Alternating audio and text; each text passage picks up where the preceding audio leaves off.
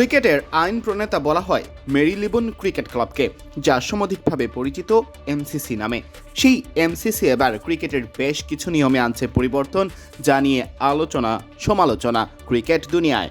কোন কোন উল্লেখযোগ্য নিয়মে পরিবর্তন আসছে, কেনই বা এসব নিয়ে এত আলোচনা, দেখে নেওয়া যাক। টেস্ট ক্রিকেটে দিনের শেষ ওভারে উইকেট পড়লে দেখা যেত ম্যাচ অফিসিয়ালরা দিনের খেলা রীতি টানছেন। তবে এখন আর এভাবে ওভার শেষ না করে খেলা বন্ধ করা যাবে না। এতে চ্যালেঞ্জ বাড়বে ব্যাটিং দলের, বিশেষ করে নাইট ওয়াচম্যানদের। মূলত অন্যায্য সুবিধা আদায় দূর করতে এই সিদ্ধান্ত এমসিসির। কন্ডিশন অনুকূলে না থাকলে অবশ্য ভিন্ন কথা। বানি হপ হিসেবে পরিচিত বাউন্ডারি ক্যাচের ক্ষেত্রে আরোপ করা হয়েছে কড়াকড়ি। ফিল্ডাররা বল ভেতরে ঢুকিয়ে বাউন্ডারির বাইরে থেকে এসে যে বল লুফে নিতেন, সেক্ষেত্রে নিশ্চিত করতে হবে বাউন্ডারি লাইনের বাইরে থাকা অবস্থায় বল একবারের বেশি স্পর্শ করা হয়নি, আর ক্যাচ পূর্ণ করতে হবে বাউন্ডারির ভেতরে প্রবেশ করে। এদিকে ব্যাটের কাঠের স্বল্পতা আর বেশি দামের কথা চিন্তা করে ক্লাব ক্রিকেটে লেমিনেটেড ব্যাট বা জোড়া দেওয়া কাঠের ব্যাট ব্যবহারের অনুমোদন দেওয়া হয়েছে।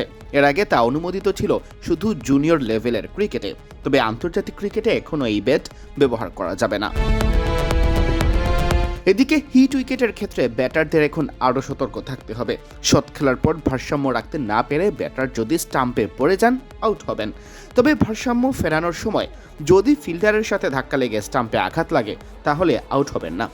ব্যাট হাত থেকে ছুটে গিয়ে স্টাম্পে লাগলে আউট হবেন, তবে ফিল্ডারের স্পর্শের পর স্টাম্পে লাগলে আউট বলে গণ্য করা হবে না।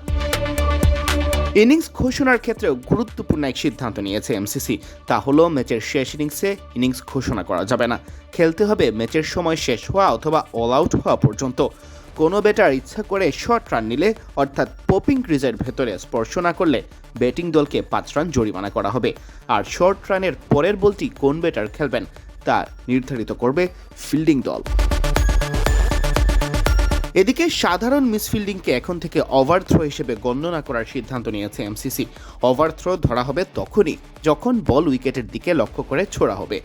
এদিকে নারী পুরুষ সবার ক্ষেত্রেই ব্যাটার শব্দ ব্যবহার করতে হবে ব্যাটসম্যানের পরিবর্তে। প্রসঙ্গত, এমসিসির এসব নতুন নিয়ম কার্যকর হবে আগামী 1 অক্টোবর থেকে।